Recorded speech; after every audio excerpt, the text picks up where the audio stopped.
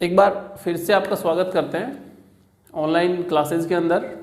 और स्कूल जो facility available करवा रहा है वीडियो लेक्चर के थ्रू, आप इसको बिल्कुल अच्छे से देखेंगे और एग्ज़ाम के लिहाज से यानी एग्ज़ाम के पॉइंट ऑफ व्यू से साथ साथ इन पॉइंट्स को समझते हुए चलेंगे। क्लास में हमारा वर्क चल रहा था जिसमें हैलो एल्केन्स और हैलो एरिन्स चैप्टर का एक क्वेश्चन रह गया था मेरा, लेकिन अब उसको पूरा करके देखते हैं। देखिए, हैलो एल्केन्स और हैलो एरिन्स इनमें से कौन सा ज़्यादा रिएक्टिव है, ठीक है। यानी अगर न्यूक्लियोफिलिक सब्स्टिट्यूशन रिएक्शंस हुई तो इनमें से कौन सा रिएक्टिविटी ऑर्डर के अकॉर्डिंग फास्ट होगा। तो इसमें अगर मैं एक छोटे से आंसर की बात करूं तो मैं बोल सकता हूं क्या, haloalkanes are more reactive than the hello arenes.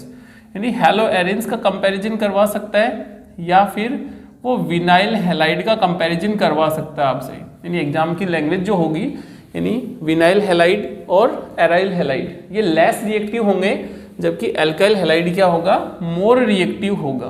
कैसा होगा, मोर रिएक्टिव। क्यों होगा, सबसे पहले उसका जो रीजन पढ़ते हैं। First factor polarity.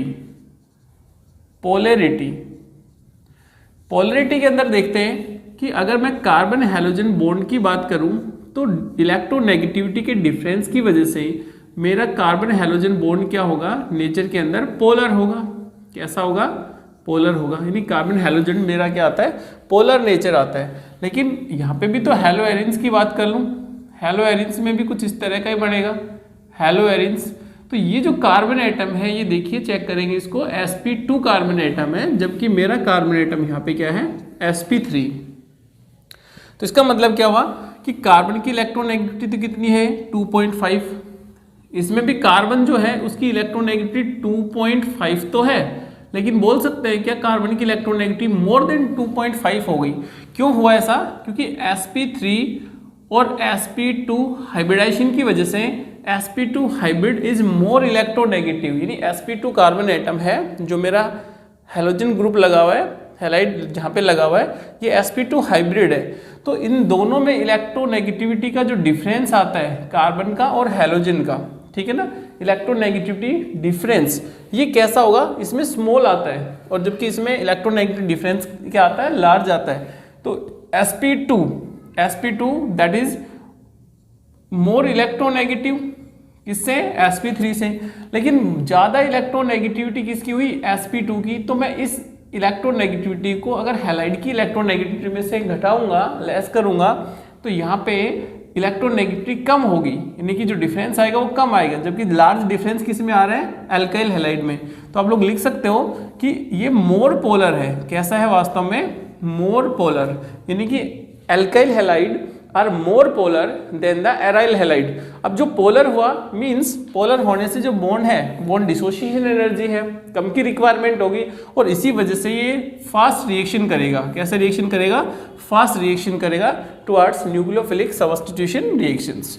दूसरी बात कर लेते हैं, दूसरा फैक्टर देखिए बॉन्ड लेंथ से ही है।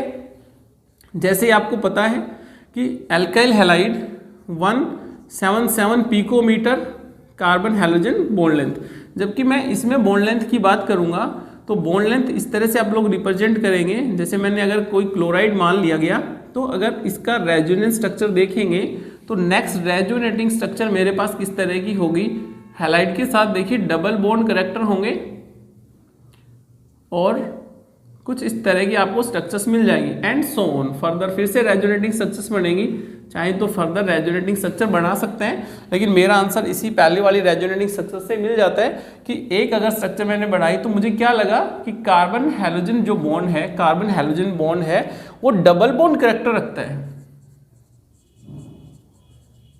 Double bond character. और डबल बॉन्ड कैरेक्टर की वजह से ये जो कार्बन हैलोजन बॉन्ड है यहाँ पे है 177 पिकोमीटर, जबकि 169 पिकोमीटर होती है। तो बॉन्ड लेंथ ज़्यादा किसकी होगी, बॉन्ड लेंथ ज़्यादा किसकी होगी, ऑब्वियसली सी बात है कार्बन हैलोजन बॉन्ड जो एल्काइल हैलाइड का है उसकी बॉन्ड लेंथ ज़्यादा होगी, इसीलिए बॉन्ड डिसोसिएशन जल्दी हो जाएगा, बॉन्ड जल्दी ब्रेक हो जाएगा।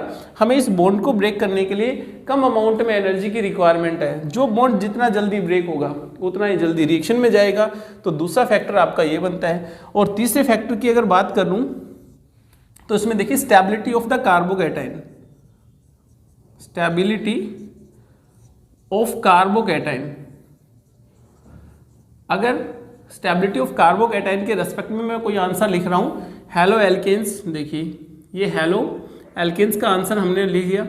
हेलो एल्केन्स, अगर हेलो एल्केन्स की रिएक्शन में करवाना चाहूँगा किसी भी न्यूक्लियोफाइल से, तो इसका मतलब यहाँ पे 3 डिग्री कार्बोकैटाइन बनेगा और मेरा जो आंसर बनेगा वो कौन सा बनेगा, अल्कोहल, यानी आंसर क्या होगा यहाँ पे अल्कोहल। लेकिन यही सेम स्टेबिलिटी के ऑर्डर में बात करूँ मैं एराइल हैलाइड की, तो इस क्वेश्चन को देखिए यहाँ से देखते हैं।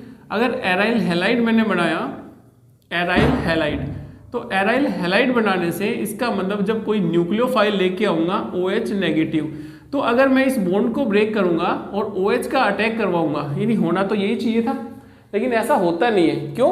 क्योंकि जो फिनाइल कार्बोकैटाइन, देखिए कार्बोकैटाइन जो बनेगा वो कार्बोकैटाइन कौन सा बनेगा, ये वाला कार्बोकैटाइन बनेगा, यानी फिनाइल कार्बोकैटाइन, फिनाइल कार्बोकैटाइन। और ये जो फिनाइल कार्बोकैटाइन है ये नेचर के अंदर अनस्टेबल है। क्यों है? क्योंकि जो पाई बॉन्ड के इलेक्ट्रॉन्स हैं, ये वाला हिस्सा देखिए, पाई बॉन्ड के इलेक्ट्रॉन्स हैं ये p ऑर्बिटल के परपेंडिकुलर है। तो इसको इस तरह से लिख सकते हैं कि जो पाई बॉन्ड के इलेक्ट्रॉन्स हैं वो p ऑर्बिटल के क्या है, परपेंडिकुलर है। इसका मतलब जो पाई बॉन्ड के इलेक्ट्रॉन्स होंगे वो इसको इजीली न्यूट्रल नहीं करेंगे, इसको इजीली इलेक्ट्रॉन्स नहीं देंगे। जैसे मैं अगर कहूँ कि जिस तरह का तो है अपना पाई बॉन्ड और ये मेरा p ऑर्बिटल, तो ये जो पाई बॉन्ड है अपना इलेक्ट्रॉन किसको देंगे, p ऑर्बिटल को। अगर प्लेनर होता तो इलेक्ट्रॉन दे पाते, लेकिन ऐसा नहीं होता कभी भी कि इलेक्ट्रॉन्स हैं वो कूद के इसमें आ गए, जंप कर गए, इसको न्यूट्रल कर रहे हैं, ऐसा कभी नहीं होगा। क्यों? क्योंकि जो पाई बॉन्ड के इलेक्ट्रॉन्स हैं ये परपेंडिकुलर हैं p ऑर्बिटल के। अगर ये प्लेनर होता p ऑर्बिटल तो इजीली डीलोकलाइजेशन हो जाता और जहाँ पे इलेक्ट्रॉन्स मिल जाता तो स्टेबल कार्बोकैटाइन कहलाता। लेकिन ये कार्बोकैटाइन स्टेबल नहीं है क्योंकि इसका नाम क्या हो गया, फिनाइल कार्बोकैटाइन। और चाहे विनाइल कार्बोकैटाइन हो और चाहे फिनाइल कार्बोकैटाइन हो, ये दोनों ही रेजोनेंस के अंदर क्या होंगे, यहाँ पे अनस्टेबल होंगे। यानी दूसरी बात करें कि इसके साथ साथ विनाइल हैलाइड, यानी कि विनाइल हैलाइड को मैं ऐसा मान लूं, जैसे लिविंग ग्रुप लेके आओगे तो कार्बोकैटाइन बना, इसका मतलब क्या हुआ, ये जो p ऑर्बिटल है ये पाई बॉन्ड के क्या है, परपेंडिकुलर है। तो चाहे हमारा विनाइल हैलाइड हो और चाहे एराइल हैलाइड हो, these are the less reactive, these are the less reactive than the alkyl halide, than the alkyl halide. यानी बेसिकली ओवरऑल बात ये है कि एल्काइल हैलाइड ज़्यादा रिएक्टिव होंगे न्यूक्लियोफिलिक सब्स्टिट्यूशन रिएक्शंस के लिए बजाय किसके, विनाइल हैलाइड के, बजाय किसके, एराइल हैलाइड के। ये आपको जो अच्छा लगे वो रीजन आप लोग दे सकते हो। देखिए ये काफ़ी इंपॉर्टेंट एक क्वेश्चन बनता था, इसको बहुत सही तरीके से आप लोग समझोगे, आई थिंक समझ में आ गया होगा, तो आप लोग कॉपी में भी इसको अच्छे से नोट करना, ठीक है। It is all for today. आगे भी इस तरह के जो टॉपिक वाइज हैं वीडियो में अच्छे डालते रहूँगा और आप लोग प्रॉपर कॉपी में अपनी नोटबुक तैयार करते रहेंगे, ठीक है। Thank you.